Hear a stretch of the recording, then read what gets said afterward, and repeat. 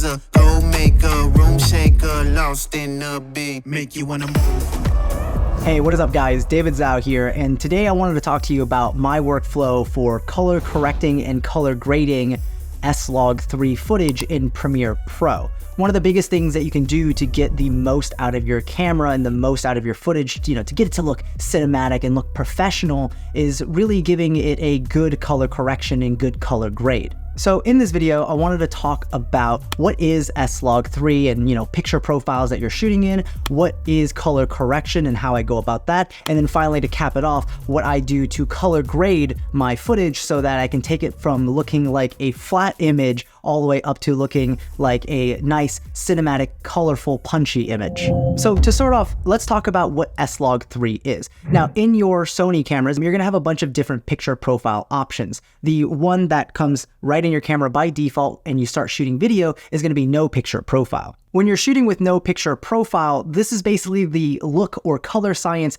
that Sony bakes into the camera, so that way, right out of the camera, right off the SD card, you have a good looking image. This is what can be marketed towards, your regular consumers who pick up the camera, don't know much about editing, and shoot something, hopefully it looks good right out of camera, right? Otherwise, Sony might not sell that many cameras. So that's no picture profile. And then there's a range of a bunch of picture profiles loaded into your camera. You can select through them, and each of them give a specific look. This just again helps a user who wants to get footage straight out of the camera and be able to upload it or be able to cut it together with very little color correction or color grading needed. But then you have other picture profiles that are meant to be flat picture profiles or logarithmic picture profiles that give you this low contrast, low saturation image that you might have seen before, where people take that, do some edits, do some color correction and color grading, and then really pull out all those colors and really be able to push the image to give a specific look. So I think the easiest way to understand what I'm talking about here is to look at some histograms. Your histogram basically goes from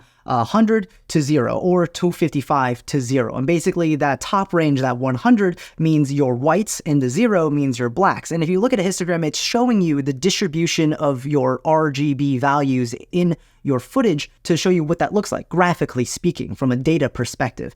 And basically, if there's any data here up in the high ends, that's your highlights, and then down here is your shadows.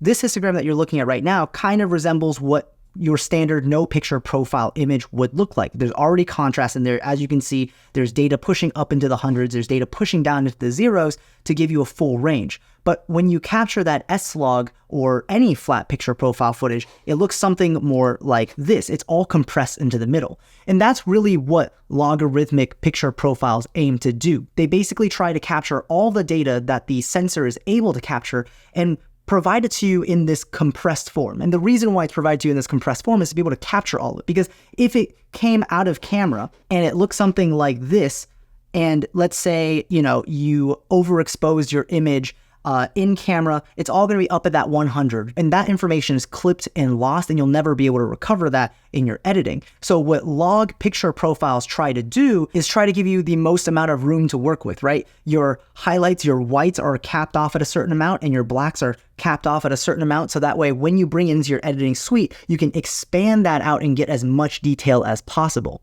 So that's why you would shoot with S-LOG3, to give yourself that latitude, that room to be able to push your color grade, to fit the theme or the mood of whatever the story you're trying to tell is. So the first step is when you have your S-LOG3 footage loaded onto your computer into Premiere Pro, when you drag it into your timeline, first thing I recommend is to open up your Lumetri color panel onto the right side, and then also to make sure to have Lumetri scopes as well on screen. That way you can kind of see what's going on with the image. Now there's three ways I'm going to talk about how you can color correct your footage. The first way is completely manual, right? You're going to go into your Lumetri colors panel between your basic corrections and your curves, and basically, what is this image lacking? This image is lacking saturation and lacking contrast.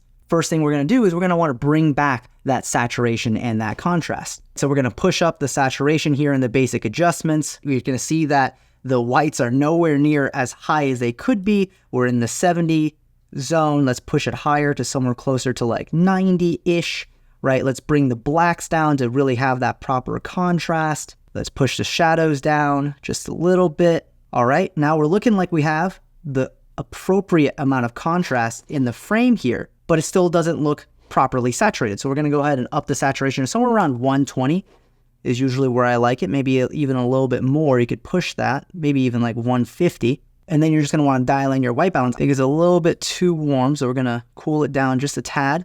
We're going to up the tint here. And that was a really quick color correction. This is free. If you have Premiere Pro, Lumetri Colors is built in, and boom, you've gone ahead and taken your image from a flat S-LOG3 picture profile to something closer to akin to Rec 709, something that's more natural to the eye. And that's the point of color correction. It's one, to make sure that your clip looks natural to the eyes and as a base foundation for color grading, but also for the clips to be color corrected to each other. So if you have a sequence of 10 clips, you want them all to have, you know, a natural look and to look like they were shot on the same camera around the same time on the same set. So that's option number one, and you can definitely do that. However, it's very time intensive if you're going to do this process for every single clip. Option number two involves using LUTs.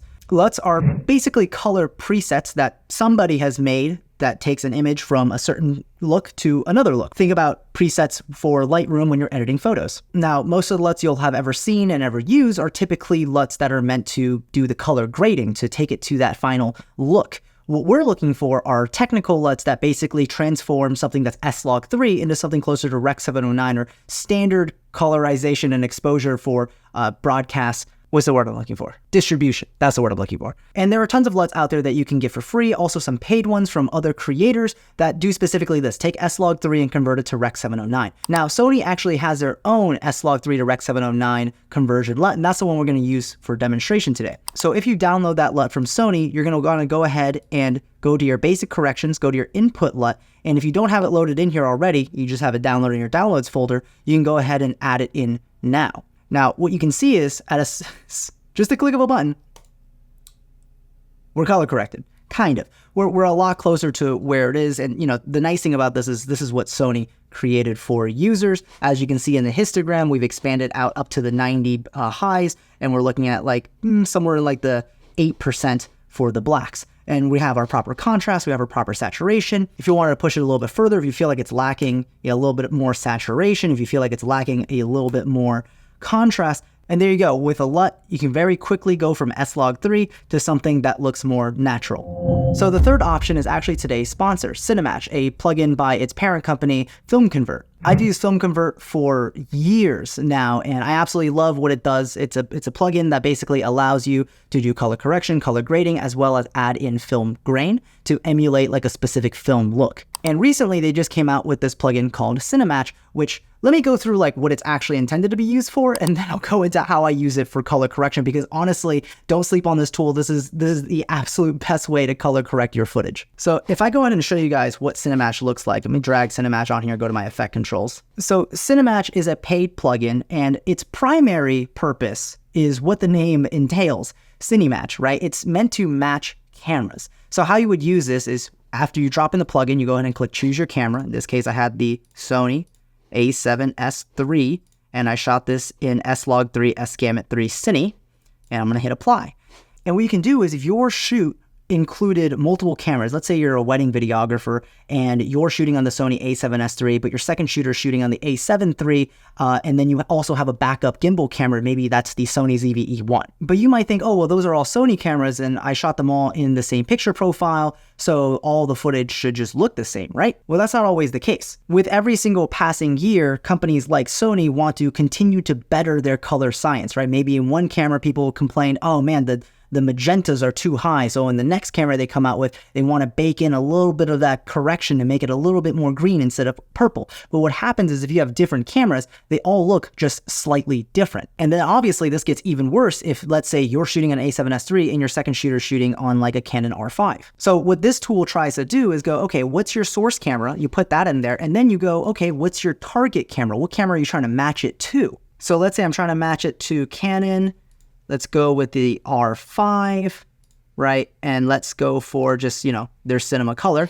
And the goal is to match this footage basically identically to another camera, so that way you can apply the same color correction and the same color grading. If that scenario applies to you, highly recommend CineMatch. It's really going to make that process a lot easier. But let's talk about color correction using this plugin. So I went ahead and reset everything, right? And we're going to go back to the process. Let's go ahead and do Sony A7S III. S-LOG3 S gamut. Cool. Since CineMatch knows exactly what camera this is, they have their own built-in presets, or basically kind of LUTs, for transforming your S-LOG3 footage into Rec. 709. Single click, just like that. But the thing I love most about this is its granular exposure, color temperature, and tint control. If we go back up to Lumetri color, you'll see that even just adding a little bit of tint, right, it's just too much. Look at that. I'm adding plus 10 tint and the footage is just purple. If we go over here to CineMatch, you get much more fine control and you're really just adding a little bit. It's just more granular. And it kind of reminds me of editing raw photos in Lightroom. It's just so much better for color correction. So if we scroll down, one of my favorite features about this plugin is actually this false color guide right here, and you tick it on, you see that right now it's going, hey, anything that's highlighted in green, that's middle gray, right? So that way you can adjust your exposure to properly expose middle gray. But there's a few other options in here. There's skin tones to help you figure out, hey, what is highlighted in orange, that's the proper exposure value for skin tones. There's temperature for what is highlighted in orange is currently showing as warm, what is highlighted in blue is currently showing as cool, which kind of helps you get an idea of, okay, where are my colors landing in the frame? And then this one's my favorite. The tint false color tells you, hey, what is leaning towards the green side in the image and what is leaning towards the purple side in the image or the magenta side. And this really helps you kind of dial in, okay, let me get my tint correctly, right? Somewhere around -10. As you can see, before, after, and it's just a nice way to be able to visualize and see, okay, what's casting more green, what's casting more magenta. And then as you continue going down, there's also more standard controls where you can kind of punch in, manual numbers to control each of the basic settings, like your exposure, temperature, tint, saturation, lift, gamma, gain. So what I would do for my color correction process, since I use CineMatch, and by the way, this is sponsored by CineMatch, but I bought this plugin. I just like it that much. So let's take it from the top. Color correcting with CineMatch. I dropped the plugin on top. I selected my camera model. I went ahead and clicked Apply Rec. 709 Transformation. And now I'm really just going to dial in the contrast. Let's do about 0.2 for gain. Let's bring the lift down about 0.1. Maybe a little bit too much, negative 0.15. I'm liking what that's looking like. If you look at it before and after, I'm pretty happy with where this is at. Let me demonstrate this with two other clips. So we also have one here. If I copy paste over the CineMatch, looks pretty good, though I feel like the colors are a little bit off. I feel like we're a little bit too warm.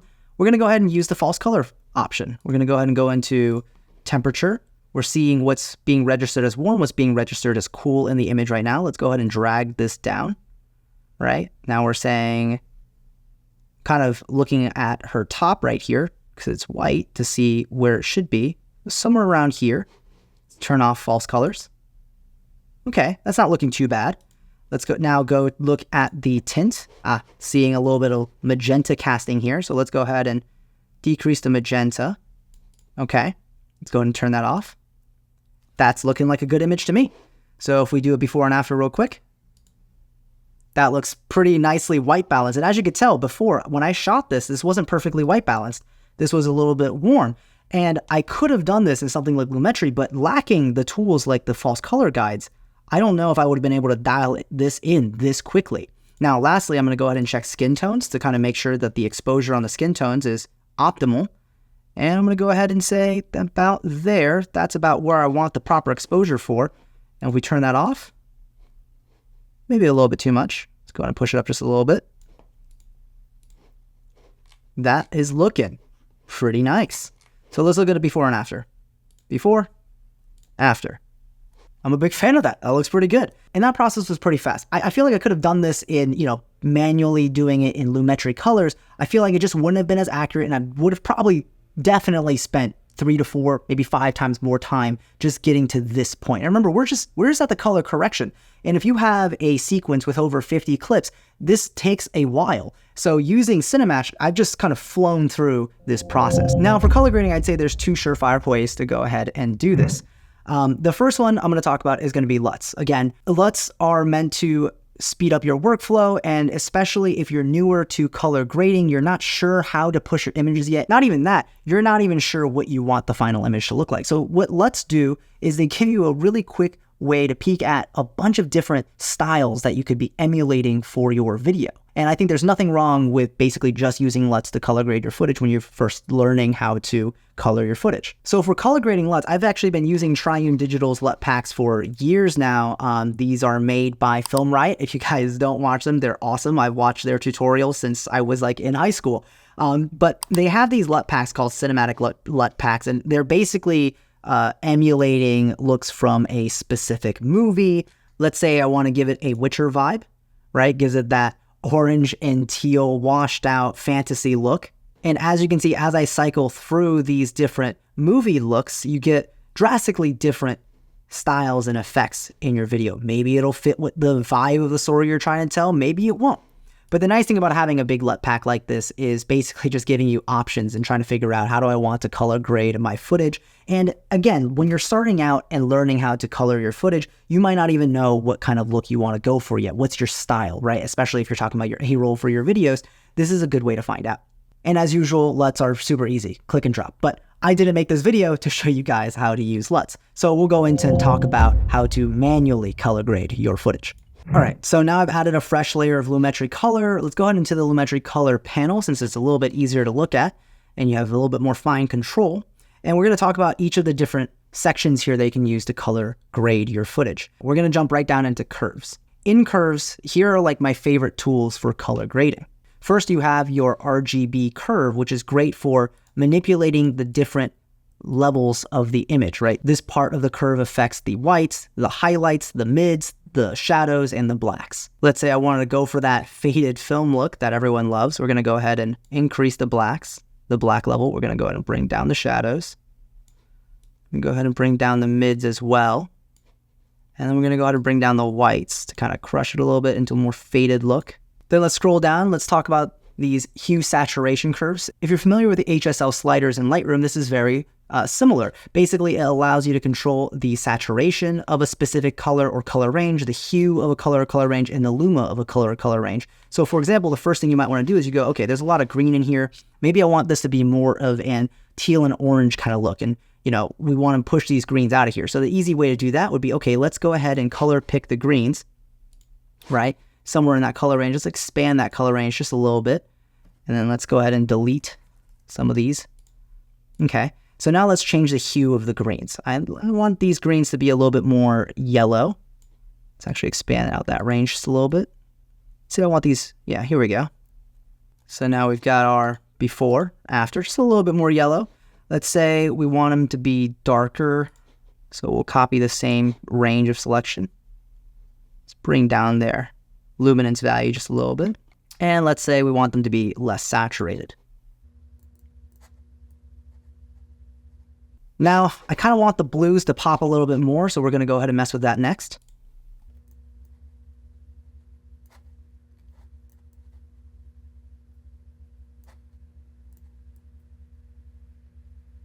Okay, and now just with a few little edits, right? We've taken the image from this to this.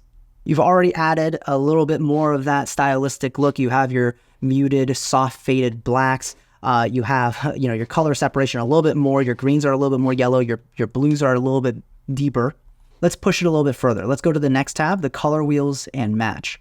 So in the color wheels here, you have a color wheel that controls your shadows, your midtones, and your highlights. This basically lets you inject color into those specific regions of the image. So let's say I'm going for a little bit more of a warmer look. Let's go ahead and push some oranges into the midtones.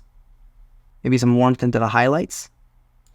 And then just a little bit of blues into the shadows to kind of give us a little bit of color contrast. Bring down the shadows just a little bit more. Bring down the mids just a little bit. And let's bring up the highlights just a teeny bit. Okay, before, after. Next thing is I want to go into vignette. Not too crazy, but just enough to kind of draw the viewer's eyes towards the center of the frame.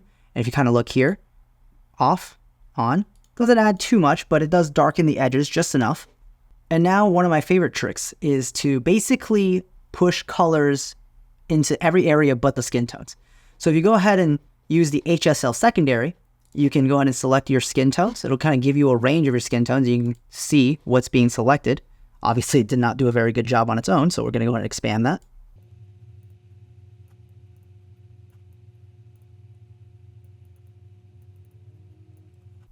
All right, and then let's feather these edges. Okay, and now that I've got kind of the skin tones and subsequently some of the remaining environment selected, I'm going to go ahead and click this invert button. This basically means I'm selecting everything but what I've just selected. And then now, if we go ahead and pump down the saturation, right, if you look here, basically it's desaturating everything but the skin tones. Let's just do a little bit of that and then push some teal into it. And we can bring that saturation back up a little bit so it looks a little bit more natural. And now you have your final look.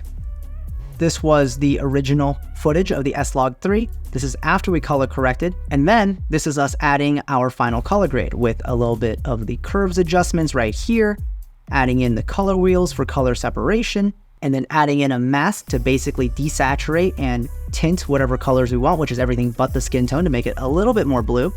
And now we add our final bit, which is our vignette. Okay, now let's go ahead and copy paste this to the other shots and see how it looks. Now it's not gonna be perfect. As you can see, this is a little bit too intense of a look, not necessarily what we're going for, but we have a starting point. So let me go ahead and touch this up and show you the before and after. Flashes of magic, light up the room.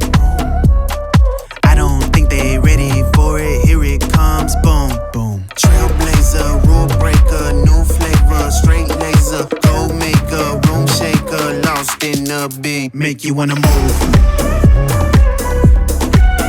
Make you wanna move. Make you wanna move. Make you wanna move. All right, so let's look at the before and after. Before, after. Again, maybe not the look you're looking for, but this is the process I go through in order to get to the look that I'm trying to get for whatever video I'm editing. And that's basically my S-LOG3 color correction and color grading process. It's not really that in-depth, but it's really powerful what you can do with just Lumetri color. Thank you again to Film Convert and CineMatch for sponsoring today's video. Hopefully you guys enjoyed that and learned something. This is my first time ever doing one of these type of tutorial videos where I sit in front of the camera with my computer and kind of walk through some of my thought process behind how I edit. If you guys do want to see more of this type of content, make sure to leave a like and get subscribed, and let me know in the comment section down below on how I did on this tutorial video. But anyways, as always, I will see you in the next video. Peace.